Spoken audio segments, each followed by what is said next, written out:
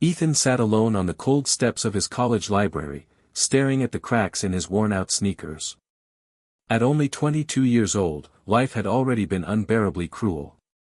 His father had died years ago, his mother worked 2 part-time jobs just to keep food on the table, and his younger sister was on the verge of dropping out of high school because they couldn't pay her fees.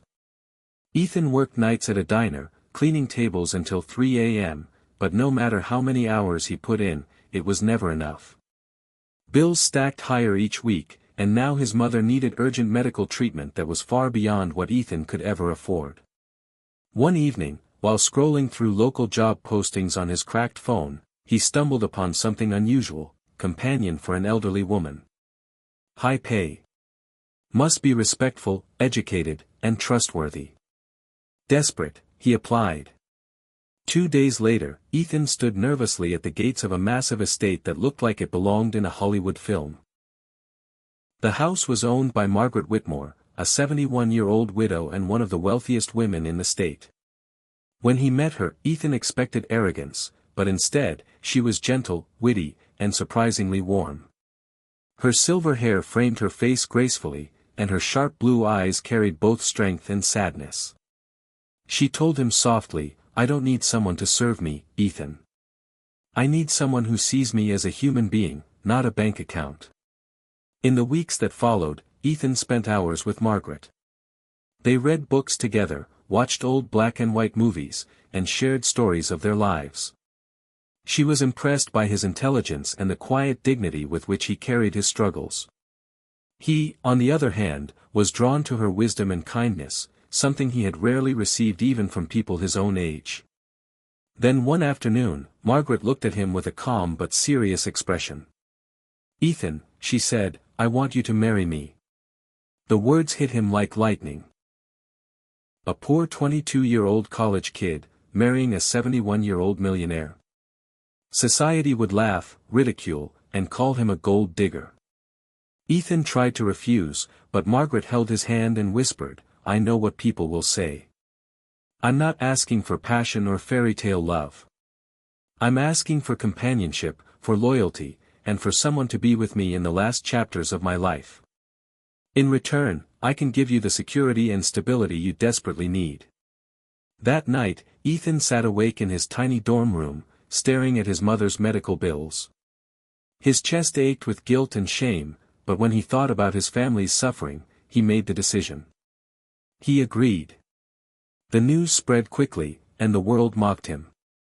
Headlines called him a fortune hunter, his classmates whispered behind his back, and even some of his closest friends abandoned him.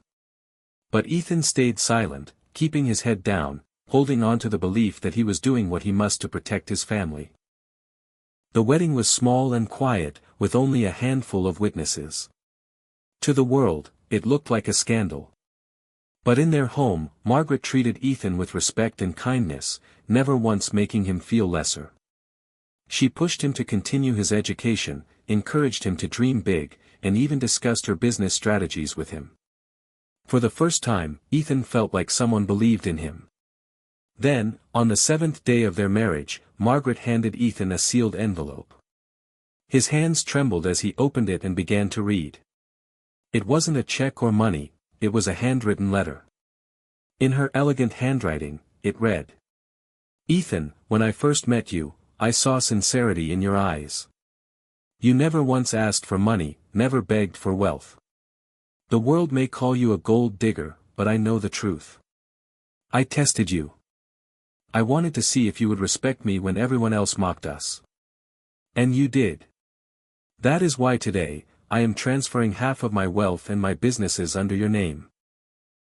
You are not just my husband, you are the son I never had, the heir I always wished for." Ethan's eyes filled with tears. He looked at Margaret in shock, unable to speak. She smiled through her own tears and said, "I didn't marry you to save myself, Ethan. I married you to save you, to give you the life you deserve.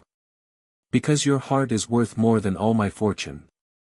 From that moment on, Ethan's life completely changed.